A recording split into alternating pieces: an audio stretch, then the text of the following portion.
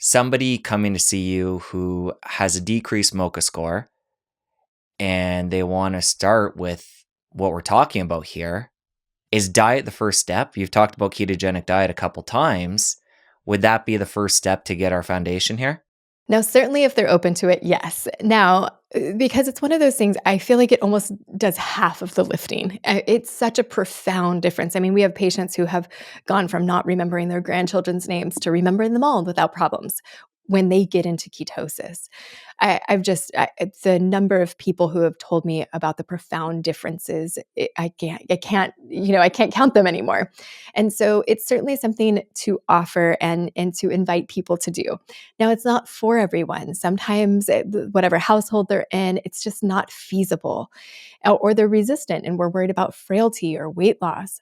So, yes, what do we do to get started? We evaluate for the foundations of health, and diet is one of them. If we can get into ketosis, fantastic. If not, just reducing carbohydrates, particularly processed foods. I think those are the biggest culprits when it comes to complex chronic disease, just getting rid of the processed foods wherever we can.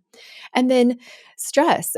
Where are you finding meaning and purpose? Do you have a regular stress management practice, whether it's daily meditation or prayer or gratitude journaling, whatever it is for you?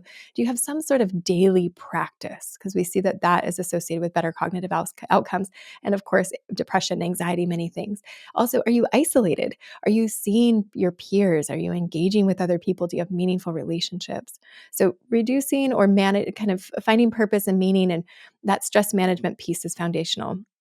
And then exercise. Are you getting any movement at all? Are you getting aerobic exercise, strength training? Are you getting the dual task exercises that engage both cognitively and physically at the same time for that optimal cognitive performance? So diet, exercise, stress management, sleep. Are we concerned about sleep apnea? Are you getting enough sleep? Is it good quality sleep? All of these things are very foundational, and there's lots of different ways that we can jump in. But I recommend to patients and coaching clients, we go in two directions. We say, one, what's easy? So if there's something simple, like if you've already restricted carbohydrates and you are on the edge of getting into ketosis, let's just tip the scale and get you there. Or if you are going to church every Sunday, but you're mostly isolated the rest of the week, but hey, your is already going to that Bible study on Tuesdays and Thursdays, let's get you engaged. Let's get you more active in the community, seeing more of your loved ones, or your more of your peers. Peers are really important. We see that over and over again. It's not just, a lot of people say, oh, I see the doctor all the time. I'm going out all the time to see the doctor, like PT or OT. Like, that's not a peer group. That's not socializing. That's going to other people for your medical care. And that doesn't have the same effect on your brain. It doesn't make you feel as connected in the same way. Like, it can be helpful, but it's not the answer. So we're looking for that easy thing. Like, what is that easy switch we can flip? Maybe you have a prayer practice, but it's not a regimented daily 20 minutes right when I wake up. It kind of happens sometimes, kind of doesn't happen other times, but you know that it would be great for you. And then the other direction that you can go is, what is that big change that I can make? What is that delta I'm ready to commit to? So for most people, this ends up being keto diet. So, and sometimes it's exercise, sometimes it's, getting all the testing done. I'm ready to finally make that move and invest the financial resources into it. But whatever it is, there's usually this big thing that we already know is having an impact on our health, right? When it comes down to it, as we age, the trajectory of our health is really determined by those daily decisions that we make, what we put in our mouths, how much movement we get, what time we go to bed, who we interact with, what we allow to come in, whether it's media, food, whatever it is.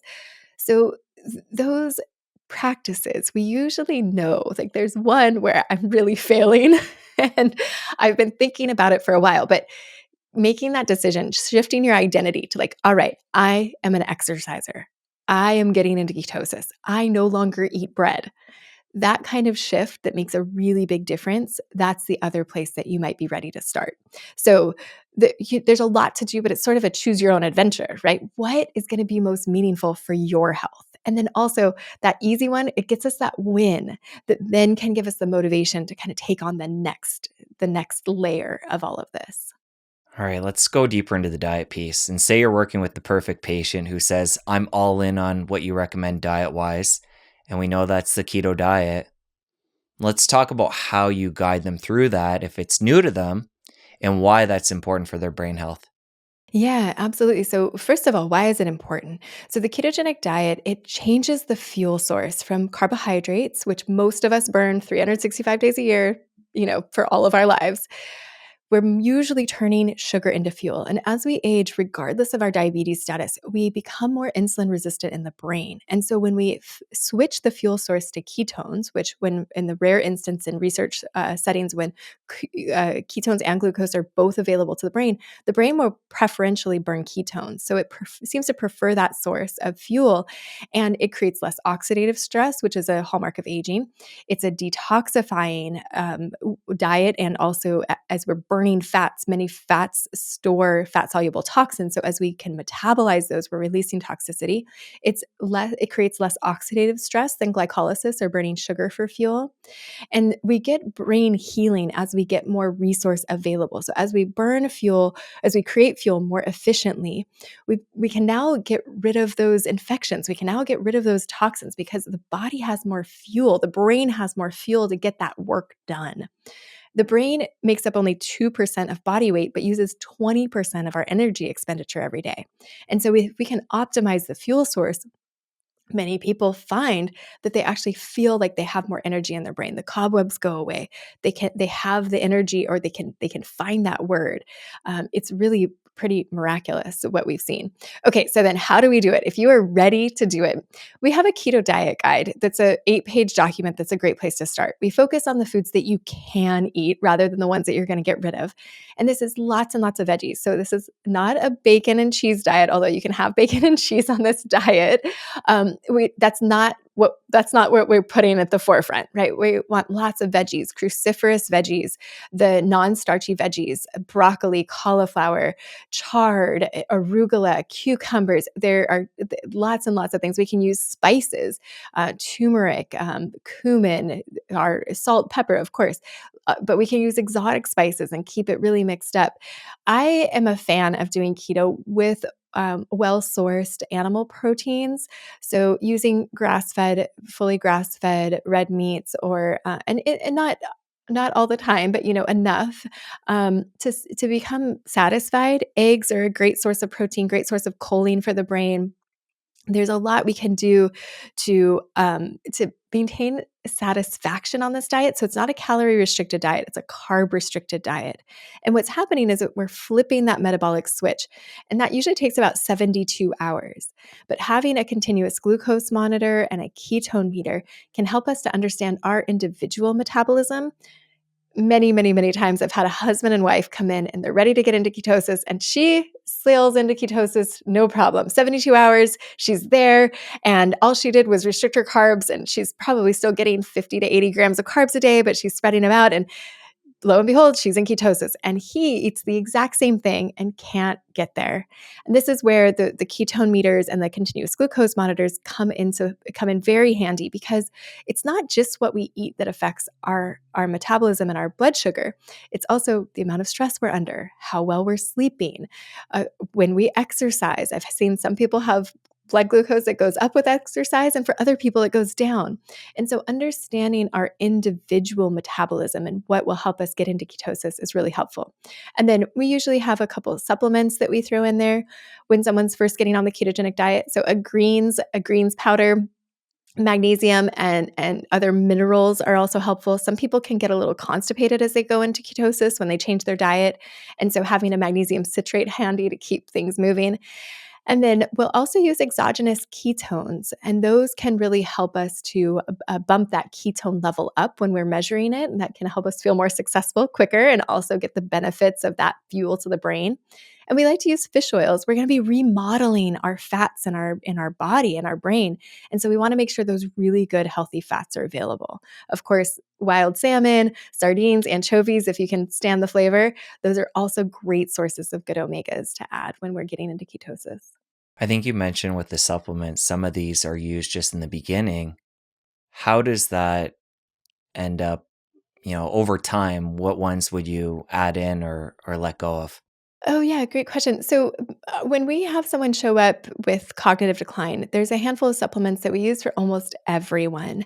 And a nootropic stack called Qualia Mind, Qualia, that was developed by a great friend of mine, Daniel Schmattenberger. And it's really this sophisticated formulation that helps to increase dopamine and acetylcholine, but also helps with metabolism. It has a bit of caffeine. They have a caffeine free version as well, but it can really help with mental focus, clarity, and many people report sleeping better at night, even though it has a little bit of caffeine in it. Of course, take it in the morning. But so that's a great kind of nootropic stack that has herbs and nutrients in it that are like a multivitamin for your brain. And then number two is vitamin D.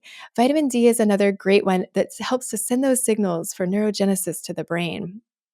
And then number three is fish oils, which I would keep long term on board. And then for some people, we'll use probiotics. For some people, magnesium, really depending on their complaints. Minerals, I think, are underutilized often. So whether it's sea salts, getting sea salt in, or other ways of getting those trace minerals in.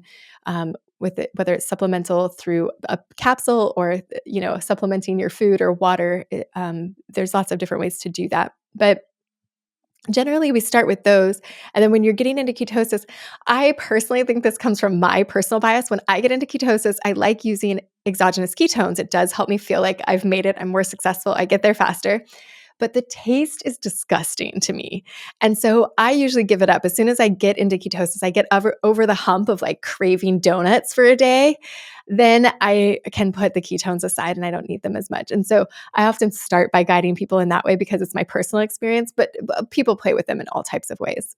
How do you feel about MCT oil? Oh, I Using it love it. in place of the ketones as you're going into ketosis or even longer term? Yes, so MCT oil, so Mary Newport is a good friend of mine, and she is, you might have heard of her because she's the one who helped her husband, just like my client this week. She 10, 15 years ago, she's a neonatologist by training. She's an MD, but her husband was diagnosed with Alzheimer's.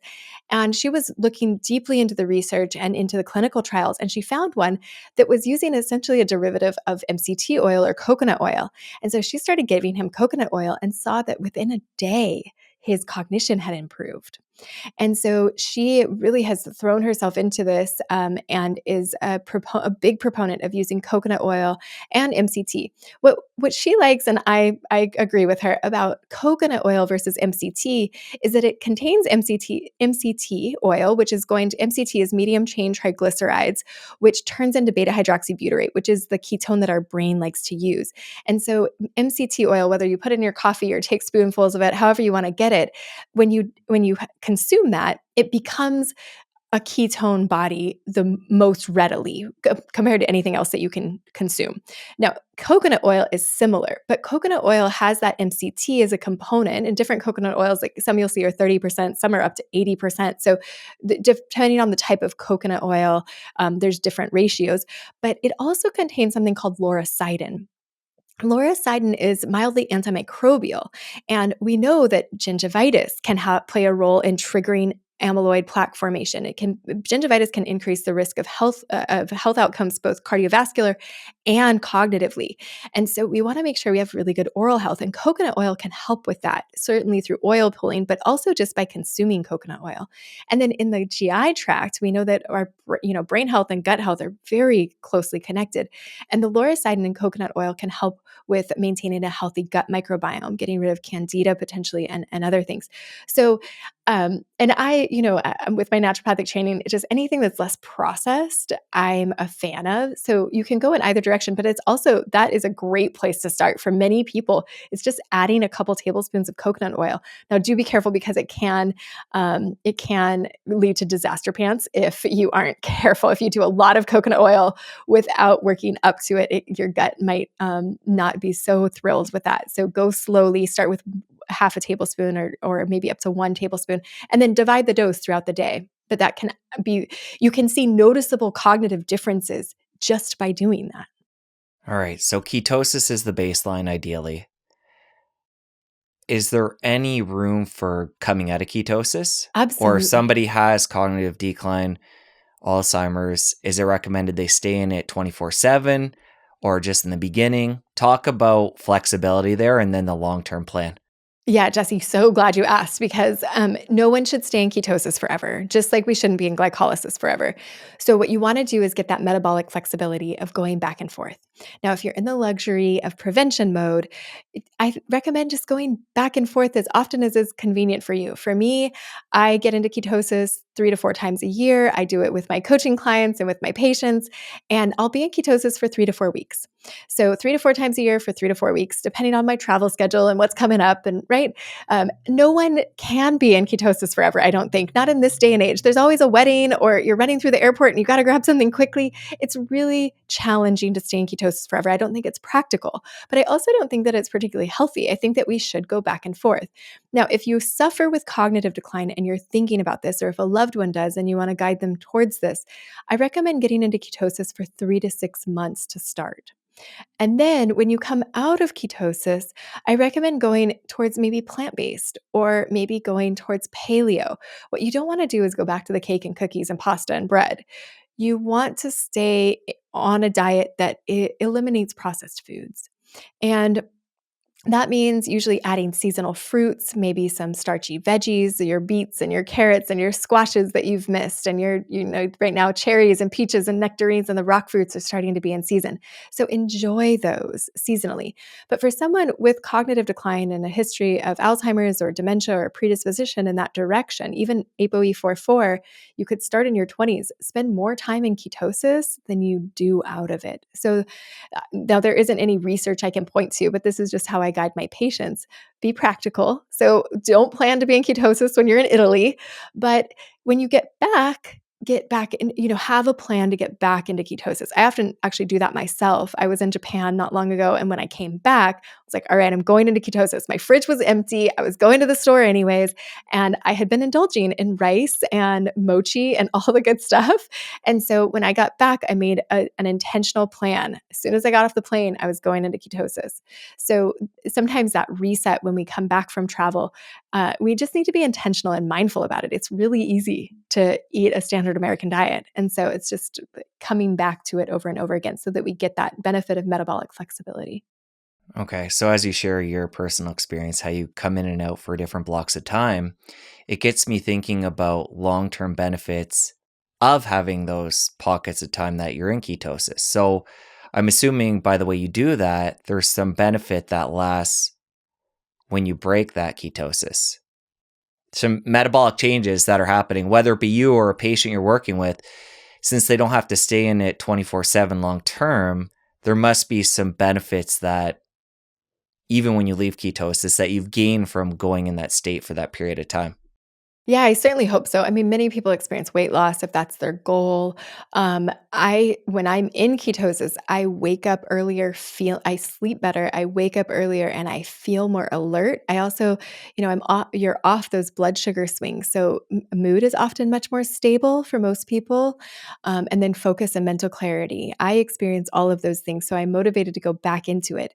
But when I come out of ketosis, I'm much more aware of my blood sugar and things that make it spike or drop. I've almost become more sensitive to that. So I tend to avoid processed food and certainly sugars.